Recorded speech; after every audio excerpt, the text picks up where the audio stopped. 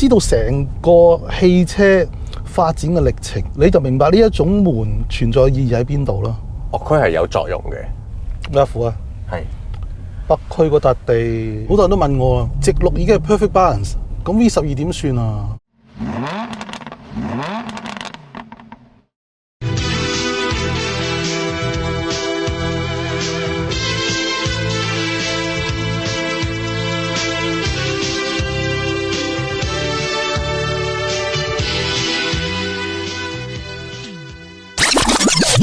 董 Sir 係人都知你中意房車啊，所以我知道今日要試呢架房車之中嘅極品咧，一定嗌埋你出嚟嘅。我知啊，你睇我今日一身打扮就係為咗配合呢架靚嘢啊嘛。呢架 Phantom Extended 啊！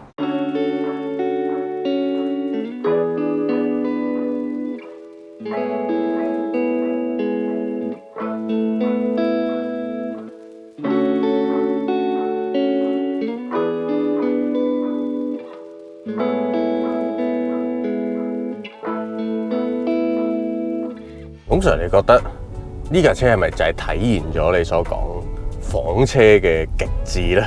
如果房車嘅乘坐感，係講舒服、寧靜、冇壓力、好輕鬆咁做指標咧，呢架真係冇嘢可以挑剔喎。有一種進入咗另一個空間嘅感覺。呢啲窗一閂咗，道門一閂咗咧，我覺得隻耳仔係 sense 到我入咗另一個空間。但係你成日都講一架豪華嘅房車咧，係有佢一個 tradition 一個形態噶嘛。係啊，其實係咪就係講緊 Phantom 呢一類咧？如果講緊一啲真係超豪華型嘅房車咧，除咗剛才講嗰種乘坐舒適啊、舒服之外咧，佢仲有一種傳統方法去營造嘅貴氣嘅。譬如話你喺側邊睇呢個車，明顯地個線條咧係車頭高過車尾嘅。係而家有咁樣嘅車咧就已經好少啦。通常最豪華嗰幾種品牌咧先至堅持用呢一種形態咯。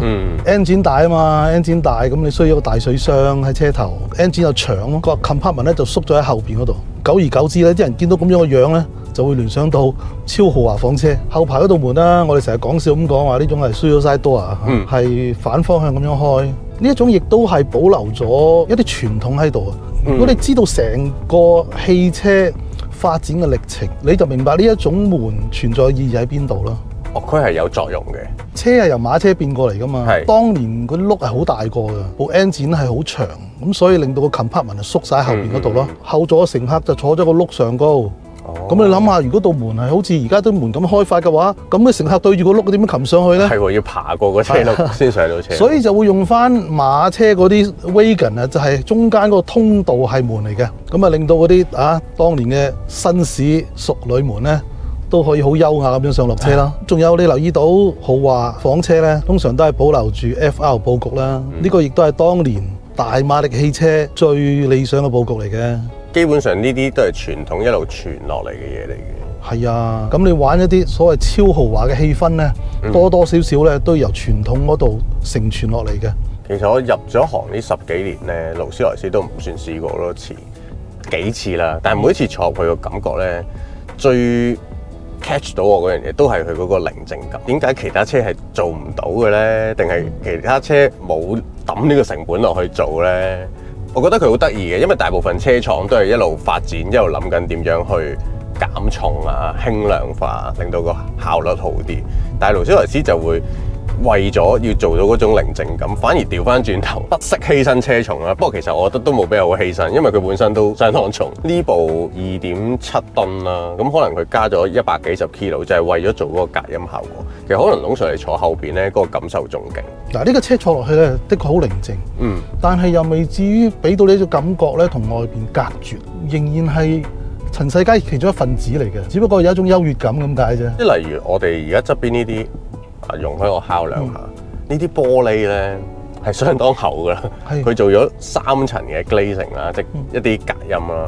其實普通車我真係未聽過會做3層嘅，除咗係咪防彈嗰啲物料之外，咁一個豪華房車除咗隔音好強啦，另一樣好重要嘅就係成個 ride quality 啦。Phantom 就嚟到8代有一個好勁嘅名，叫做 Magic Carpet， 咁就係嗰個神奇地氈、神奇飛氈。佢就係想做到一種好似喺個天度飛啊，唔係黐住個路面碌嗰種感覺。個感覺咧係好舒服嘅，但係唔係話真係完全好似起咗飛咁。係啊，個車轆同路面緊貼住工作，路面有咩反應俾到個車咧？坐喺車裏邊係感覺到嘅。但係最尖鋭、最令到你唔舒服嗰種頻率咧，就 damn down 咗，冇晒，直情係冇晒。但係路面嗰個凹凸感咧，坐嗰個人咧仍然係知道喎。你覺得係好實在、腳踏實地咁樣係架車運作緊喎，冇話非常之虛浮咁嘅感覺。呢樣都其實幾重要嘅。如果你真係坐到好似離咗地咁樣咧，反而有少少就係你頭先講嗰樣嘢，虛虛地咧，仲可能個心冇咁定添。係啊，我諗你揸咧就應該更加明白我頭先講嗰樣嘢。係啊，因為我隻眼望到條路啊嘛，即係例如我知道我就碌落呢個坑渠度噶啦。係你會 feel 到架車都係真係碌咗落個坑渠度嘅，但係嗰個碌落去原來可以咁舒服嘅。董 Sir， 我想講咧，呢架車連埋 option 咧係1680幾萬，差唔多1700萬。所以咧，我其實想坐埋喺你隔離，好啊，摸下嗰啲真係 option 啊，嗰啲高檔嘢。我揾個位調一調先。我哋麻煩另一位司機幫我哋揸一陣先。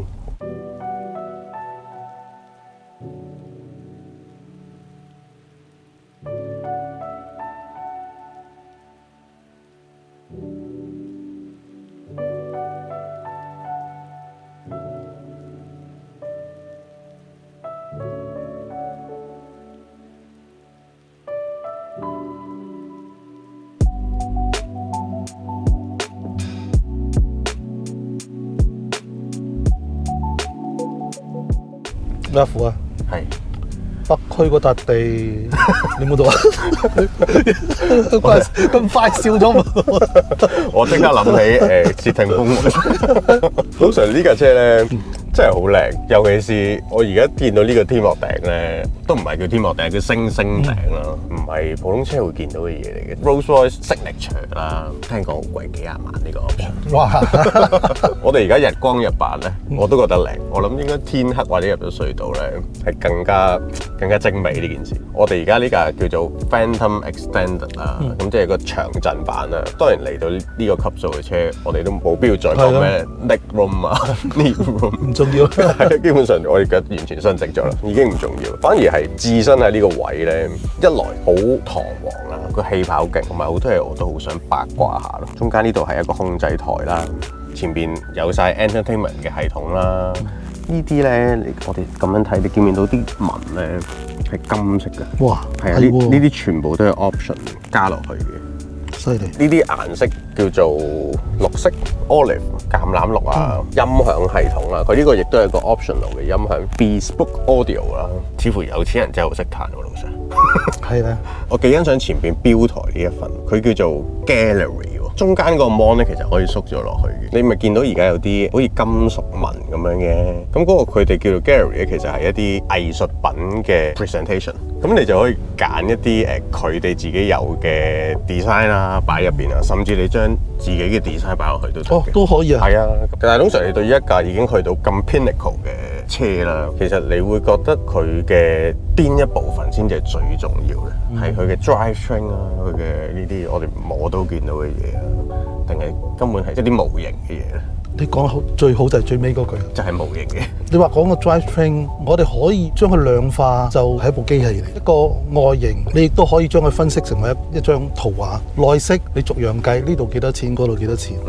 將幾樣嘢夾埋，成為一種氣氛，令到你坐入嚟，唔單止話虛榮啊！人哋點樣睇你？我諗去到呢個咁樣嘅財富人嚟講咧，都唔係咁介意，而係話你真係坐落嚟，你就係享受到一啲呢架車以外享受唔到嘅嘢咯。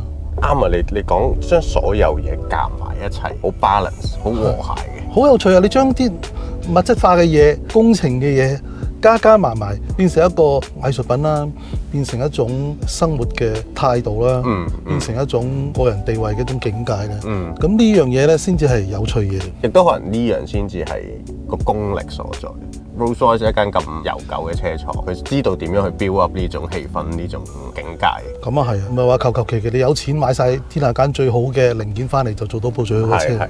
但係話雖如此，有得龍 Sir 你喺度，我哋點都要品評下呢套 drivetrain 嘅。我哋一陣又換一個位置。好啊 ，V12 機器喎。係啊 ，V12 機器啊，真係買少見少㗎啦。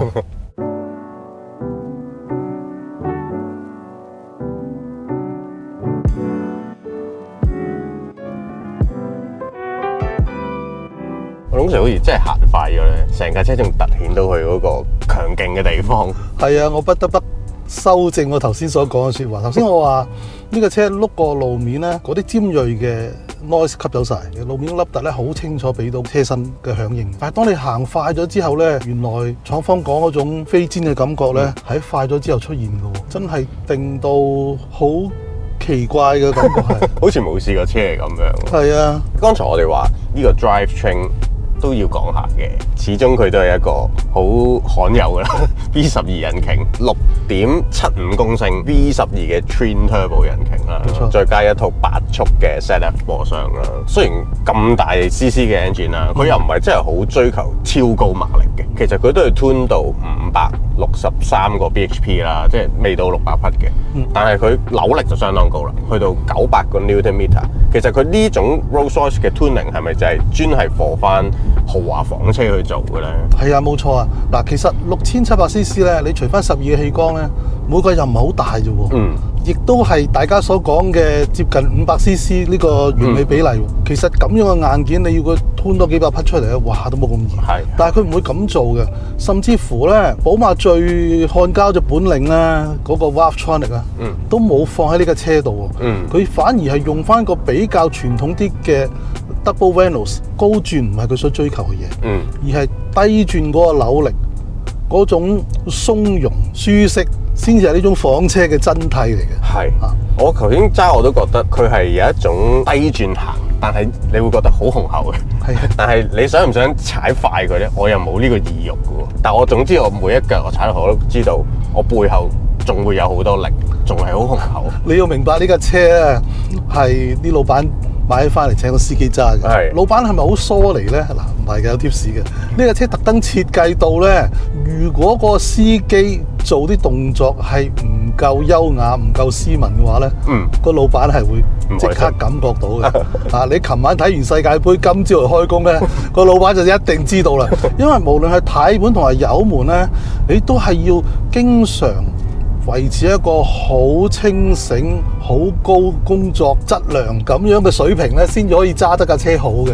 都係嘅。剛才你講嘅嘢，軚盤啦，雖然佢好輕，但係其實佢每一下動作咧都好細緻。就算你可以兩隻手指掂住嚟揸咧，你都係要需要好專注嘅 input 啦，好 details 嘅 input 啦，咁佢先可以俾翻相應嘅反應你。即係話呢個車2噸幾重，但係其實個車身反應係即時俾到你，係非常敏鋭嘅。其實都啱啊，對司機要求其實幾高，只不過唔係我哋心目中嗰啲賽車嘅司機，係另一類都係好高超嘅司機。呢下加速其實個力已經表現咗出嚟。係啊，雄厚，但係咧就未至話好癲狂啊，好暴力啊，嗰種暴力嗰種係啦。呢套氣壓懸掛，即係隨時隨地都係去保持一種好舒適嘅感覺。呢架 Phantom Extended， 你寧願坐你而家呢個位啊，定係坐翻後邊嗰個位咧？你經常都話你又中意坐房車，又中意揸房車。哇！呢個問題真係難。我問完自己都覺得兩個位都咁正。不過如果講我嗰個用車嘅習慣咧，因為我住得遠啊嘛。咁每日都有幾廿公里 highway 咧，其實都幾爽嘅啫，呢個啫。只要唔好望嗰個油標，油標唔好望啦。老實講，我都係第一次揸 V12 嘅機器。好多人都問我，直六已經係 perfect balance， 咁 V12 點算啊？咁個答案好簡單啫，0+0唔等於0咯。冇 vibration 嘅直六加多一套冇 vibration 嘅直六，咁都係冇嘅啫。咁但係個細緻度就唔同啊嘛。即係你個點火密度又密咗1倍，就得到呢種感覺，完全冇嘢嘅。冇感覺。完全冇啊！即係呢個係機械工程嘅極致嚟。有陣時去到試呢個級數嘅車咧，好似好多嘢可以講，但係有陣時又好似都唔知由邊度開始講起好，太多嘢，就係好似剛才龍 Sir 講，佢集合埋變成咗一種氣氛。於是乎咧，就係用個心去感受就好啦。係啊，係冇錯冇錯。但係有啲嘢我都想我自己開下眼界，亦都俾觀眾一齊睇下啦。咁一陣我哋停低架車，再帶大家出邊望下。你有冇覺得我初頭揸有少少論盡咁樣？有少少擔心。係啊，而家係咪好咗啲啊？係啊。我有冇資格去申請做勞斯萊斯嘅司機咧？你估？試下我哋。但係今日龍 Sir 個造型似係賭神趕住去參加出公海嘅賭局咁。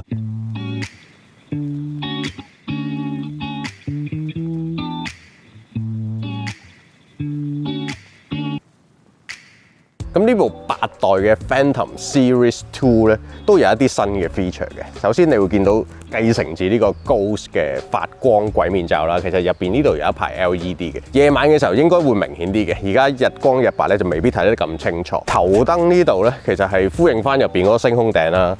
你見到都係有星星嘅，每盞燈入邊聽講係有500幾粒嘅 LED 啦。另外呢一 part 都係相當特別嘅，一個好 retro。參考翻20年代嗰啲設計嘅超巨型大碟鈴啊，咁呢隻鈴咧應該都相當昂貴，6位數字啦嚇。同埋呢一架車個車漆咧都係相當精美，就咁睇好似以為黑色啦，但係其實你近少少睇咧，你會見到一層好淡嘅綠色，陽光底下咧嗰個綠色會再明顯啲嘅，同埋你留心啲睇咧。係有啲金色嘅閃閃生輝嘅咁嘅感覺，咁呢啲車漆都係好貴嘅。咁今次我同阿龍 Sir 咧就開咗一次眼界啦。咁如果大家有啲咩有興趣啊，或者想知多啲嘅咧，可以喺留言問我哋嘅。同埋記得訂閱我哋 channel 啦，撳埋個鈴鈴 CLS，仲有可以 follow 我哋 Facebook、IG 嘅。